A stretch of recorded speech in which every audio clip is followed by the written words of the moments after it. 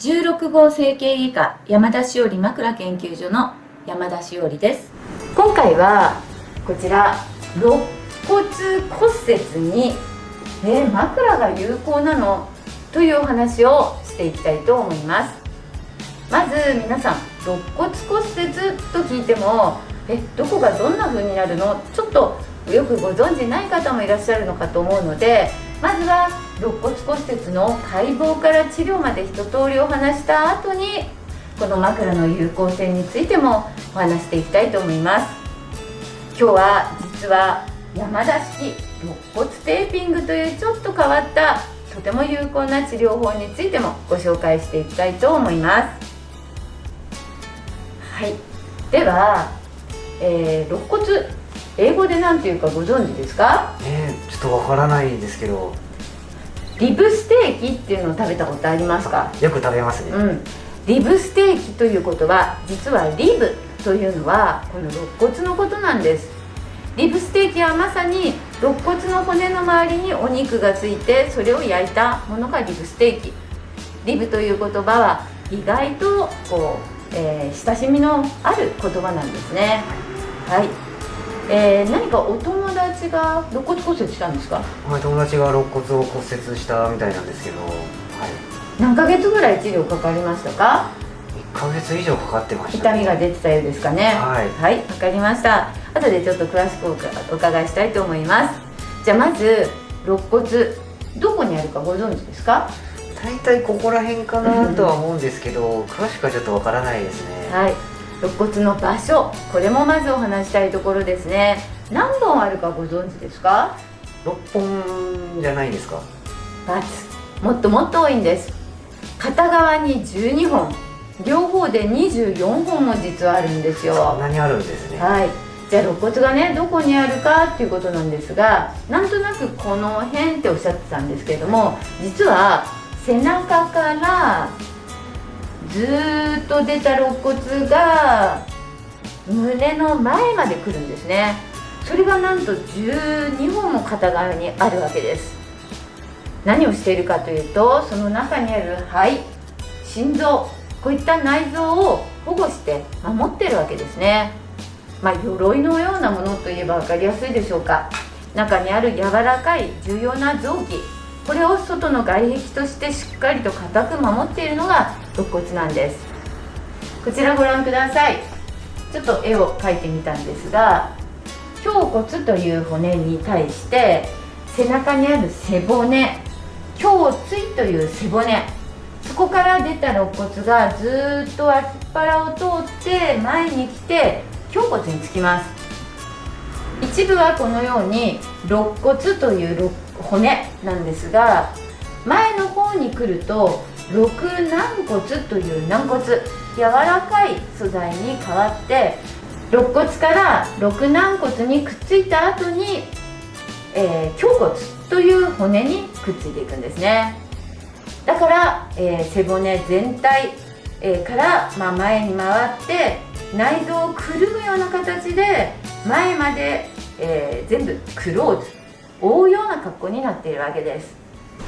お友達がその肋骨骨折してしまった時、すぐ病院に行かれましたか？病院に行ってレントゲンも取ったみたいなんですけど、なんかレントゲンでは肋骨骨折はしてないって言われたみたいで、そのまま帰ってきちゃったんですよね。わかりました。これって比較的よくあることなんですね。肋骨というのはさっき言ったように大事な肺や心臓を守っている、ガードしているものなので、たやすく折れてギザギザになって肺の方に刺さってしまったら肺を損傷してしまうじゃないですか。ですので肋骨1本取り出してみると、こんな形をしているわけなんですが、ここに非常に強靭強い骨の膜がくっついてるんですね。肋骨の周りにあるこの硬い膜、これを骨膜と言います。骨膜。リブステーキを食べた時に骨の周りにちょっとささくれだった硬い部分ってあるの分かりますかね？あれは実は骨膜なんですよ。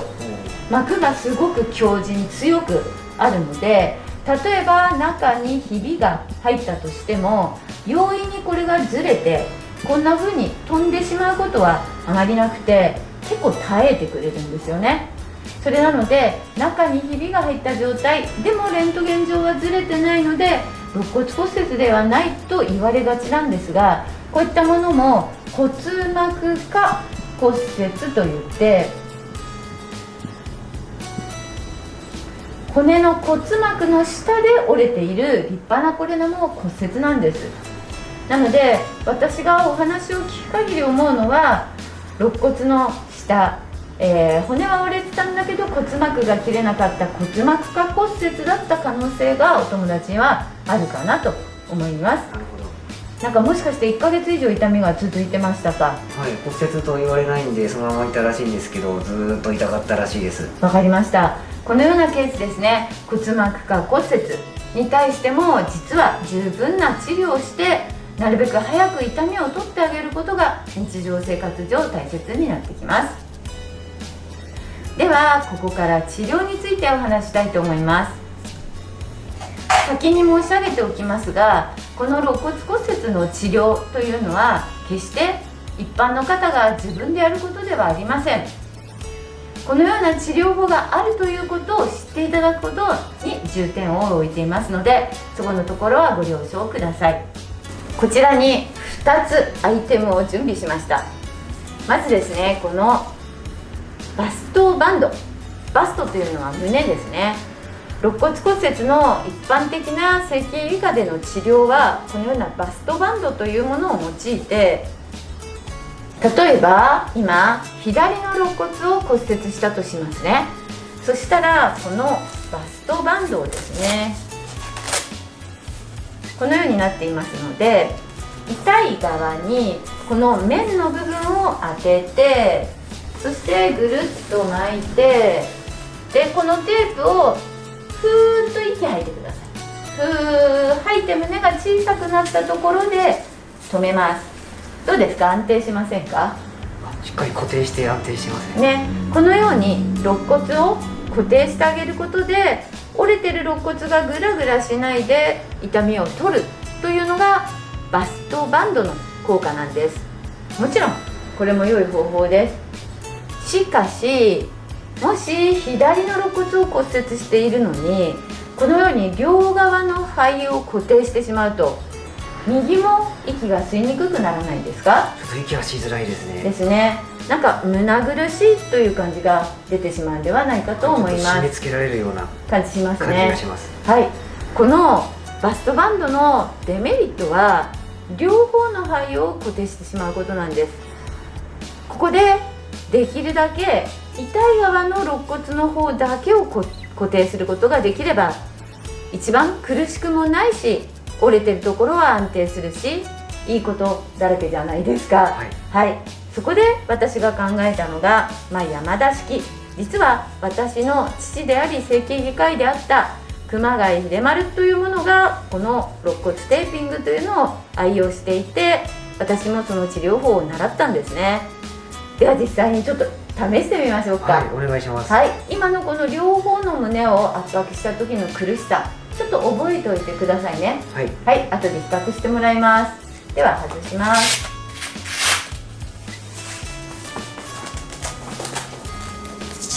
ではちょっと背中見せていただいていいですかね。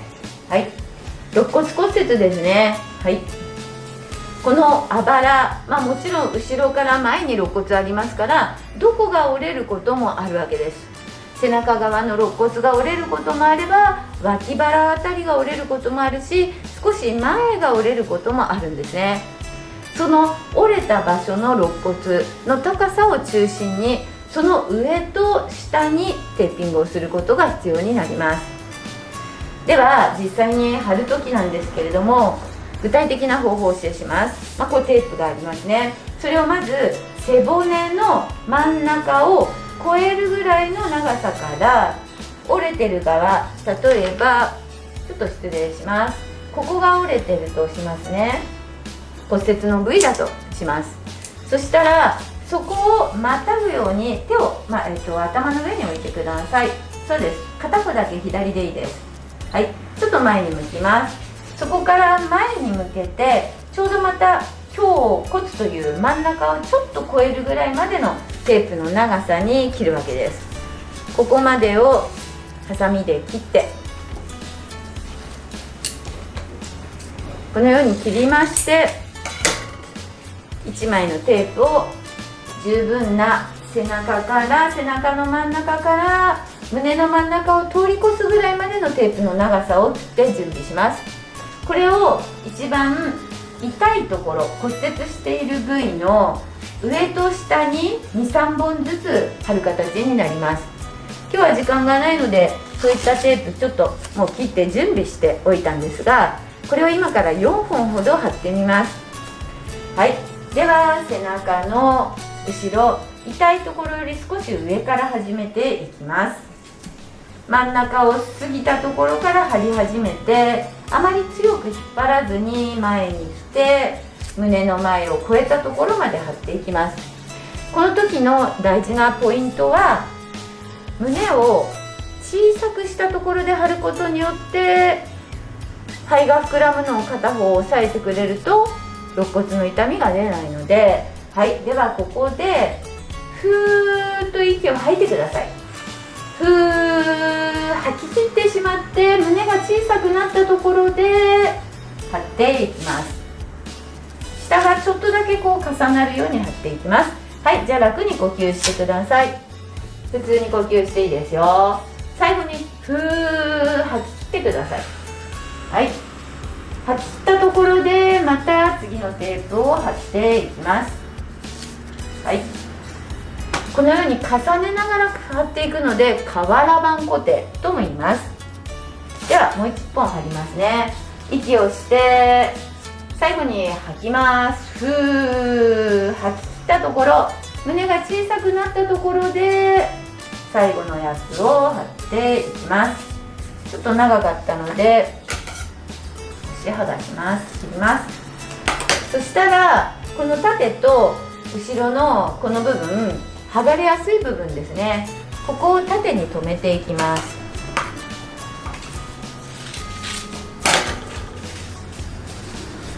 剥がれないように縦留めをするわけです。こんな感じですね。はい、手前です。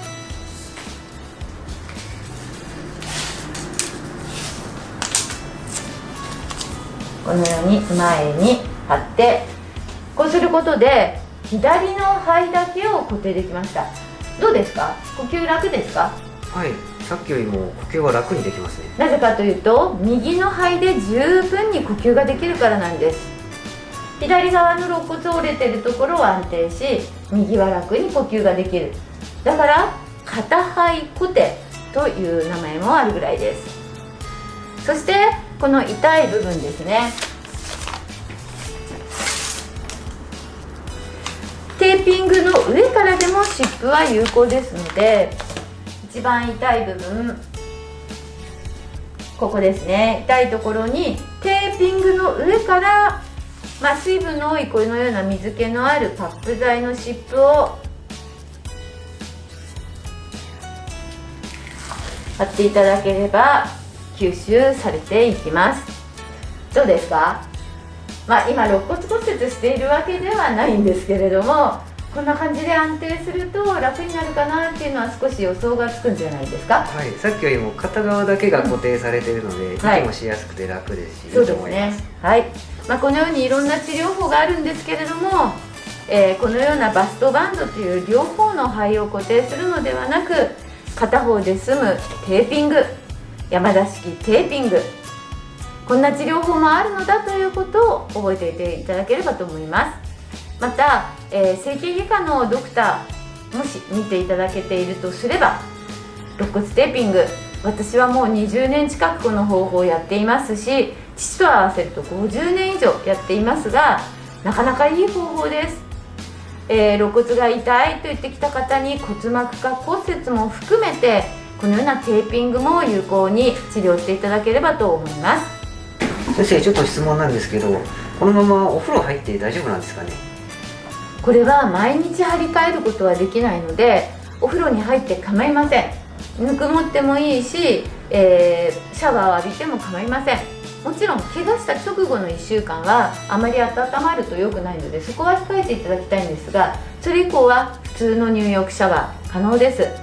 で、出た後によくタオルでしっかり水気を取り、夏だったらいいんですけど、ちょっと寒い時期などは軽くドライヤーで乾かしていただくと、あと冷たい思いをしないで済むので、そのような工夫をしていただければと思います。はい。またこの固定ですね、どのぐらい期間やるのかっていうことが、患者様みんな不安に思うところなんですが、一つの目処として軽い骨膜下骨折だったら 2,3 週間の固定で良くなることが多いです。ボキッと折れてしまっている場合には1ヶ月から1ヶ月半ぐらいかかります。